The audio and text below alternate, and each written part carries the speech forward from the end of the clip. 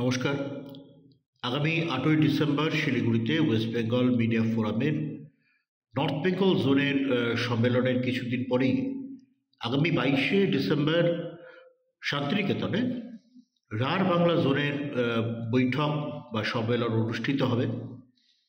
ওই দিন অর্থাৎ ২২শে ডিসেম্বর সকাল ১১টা থেকে শান্তিনিকেতন মেডিকেল কলেজের যে লেকচার হল রয়েছে সেখানে এই সম্মেলন অনুষ্ঠিত হবে এবং রাজ্যের বিভিন্ন প্রান্ত থেকে শতাধিক গণমাধ্যমের বন্ধুরা সেই সম্মেলনে যোগ দেবেন বলে আমাদের স্থির বিশ্বাস।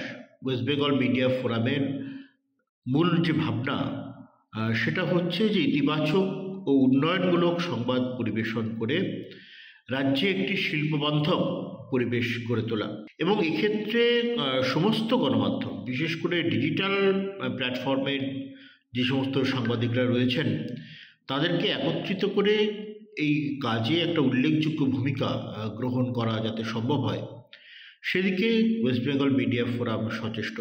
সংবাদ মাধ্যম, বিশেষ করে ডিজিটাল মিডিয়া এবং তাদের প্রতিনিধিদের একত্রিত করে কি করে আরও প্রসার ঘটানো যায় এবং মানুষের যে কর্মদক্ষতা এবং মানুষের ইতিবাচক ভাবনার যে প্রাসঙ্গিকতা সেটা কিভাবে প্রতিষ্ঠা করা যায় সে নিয়েও আলোচনা হবে এবং সেটাকে রূপায়ণের জন্য প্রয়োজনীয় পরিকল্পনা এবং পদক্ষেপ গ্রহণ করা হবে।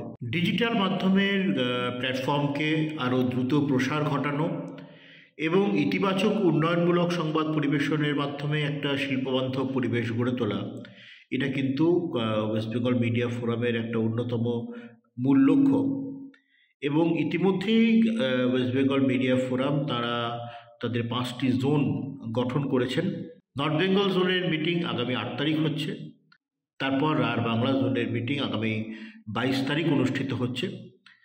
পর্যায়ক্রমে সমস্ত জোনাল মিটিং করার পর জেলা ভিত্তিক সকলের সাথে ফিজিক্যাল বৈঠকেও এভাবে দফায় দফায় করা হবে এবং তারপর গণতান্ত্রিক পদ্ধতি মেনে একটি রাজ্য কমিটি গঠন করে আগামী দিনের কর্মপন্থা নির্ধারণ করা হবে।